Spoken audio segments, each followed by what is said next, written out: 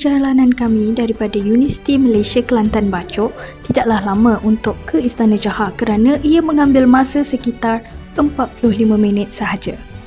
Kota Bharu merupakan satu daerah yang menempatkan di mana terletaknya Istana Jahar. Kami telah pun sampai di perkarangan Istana Jahar. Jadi, bangunan ini merupakan bangunan bersejarah yang terkenal di Kelantan, iaitu di Kota Bharu. Dataran Rehal merupakan mercutanda yang terdapat di Kota Bharu dan menjadi simbolik pada Bandaraya Islam dan Bandar Diraja Kelantan. Buat banyak bangunan bersejarah yang terdapat di negeri Cik Siti Wang Kembang ini, termasuklah Istana Jahar.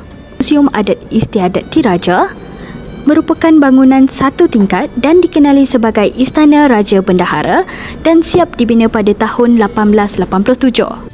Menurut penyelaras istana, Encik Sabki Ibrahim, tarikh pembinaan Istana Jahar adalah bermula dari tahun 1839. Istana ini siap sepenuhnya dibina setahun selepas kemangkatan Sultan Muhammad kedua. Istana dibina dengan kayu sepenuhnya pada akhir zaman Sultan Muhammad kedua sebagai hadiah perkahwinan kepada cucunda baginda Long Kundo. Tambahan uniknya lagi, Istana Jahar ini dibina oleh tukang-tukang kayu yang mahir dari seluruh negeri Kelantan.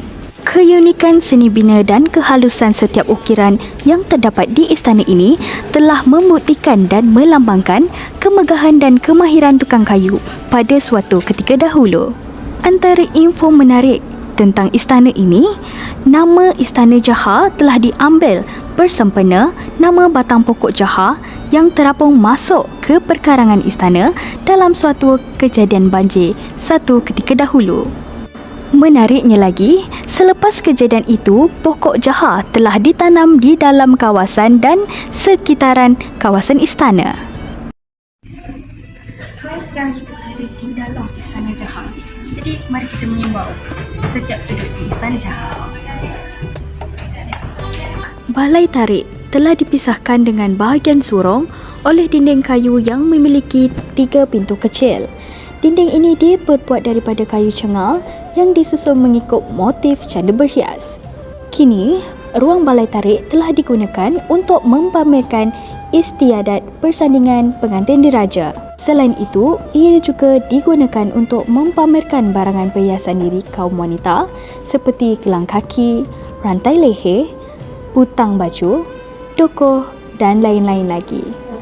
Kebanyakan ini yang dipakai oleh ini ikut pendapat saya lah.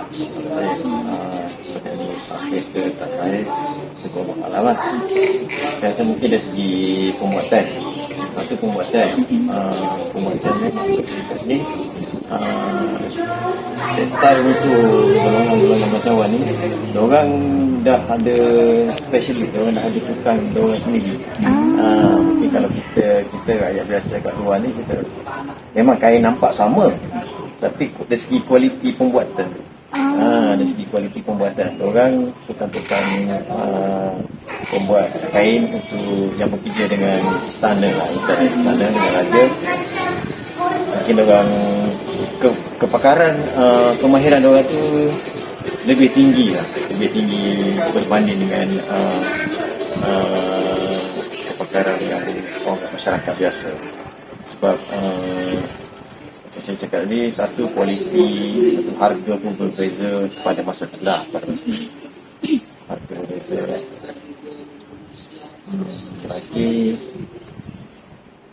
Lagi satu, kalau berikutkan masyarakat biasa ni, satu tak mampu nak pakai kain-kain yang macam golongan bahasa awal pakai ni. Diorang lagi baik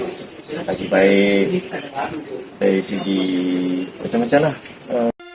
Kita akan naik ke atas. Let's go.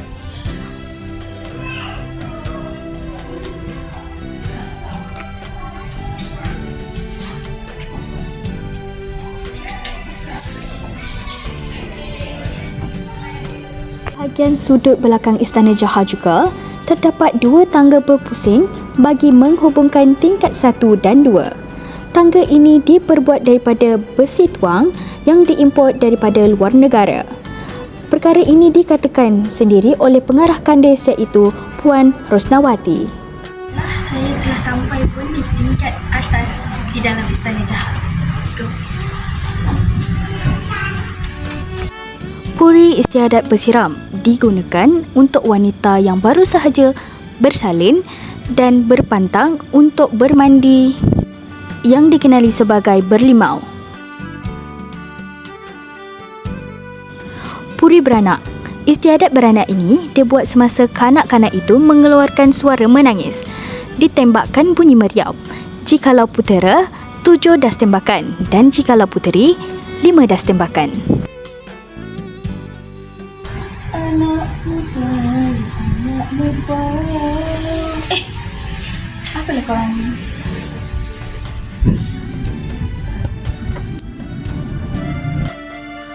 Puri melenggang perut, istiadat ini biasanya diadakan kepada puteri yang hamil. Apabila seorang puteri bunting sulung hamil pertama, genap masa mengandung 7 atau 8 bulan, maka disempurnakanlah istiadat melenggang perut. Puri istiadat belah mulut adalah untuk upacara akikah yang biasanya diadakan antara 7 dan 9 hari apabila tali pusatnya tertanggal. Walaupun upacara itu sebahagiannya merupakan kewajipan agama, ia biasanya dianggap sebagai kenduri terima kasih dan menandakan upacara cukur. Anak akan dibawa ke mufti utama untuk upacara membelah mulut yang bermula dengan membaca bacaan Al-Fatihah dan ayat pendek daripada Al-Quran. Manakala untuk puri peraduan, istiadat peraduan dibuat selepas perkahwinan pengantin lelaki dan perempuan. Setelah orang ramai bersurai, pengantin lelaki disambut oleh pengantin perempuan berangkat masuk ke dalam puri peraduan. Puri pertunangan. Puri pertunangan ini dibina untuk mengadakan majlis pertunangan antara pengantin lelaki dan perempuan. Barang-barang ini dipersembahkan kepada puteri yang dipinang. Bentuknya yang sangat menarik, Istana Jaha juga memiliki anjung yang sangat-sangat unik dan berbeza. Keaslian tingkat atas Istana Jaha masih lagi dikekalkan kerana dinding dan lantainya masih lagi menggunakan kayu cengal. Di tingkat atas ini juga terdapat anjung yang berlantaikan kayu cengal, tidak berdinding, hanya berpagarkan besi tuang yang bermotif bola pemidang setinggi 1 meter. Kedalatan keris. Suasa dan tembaga sinar berkilat tanpa karat indah ceria. Kuasa raja yang sejagat, kebanggaan rakyat setia. Berlian indah berkilauan pula, buat pinangan adat berbicara. Kemuliaan raja yang susila, keamanan rakyat yang sejahtera. Pisang raja berketi-keti, bawa bersama buah mengkudu. Kekuatan raja yang sakti, ketahanan rakyat yang sepadu.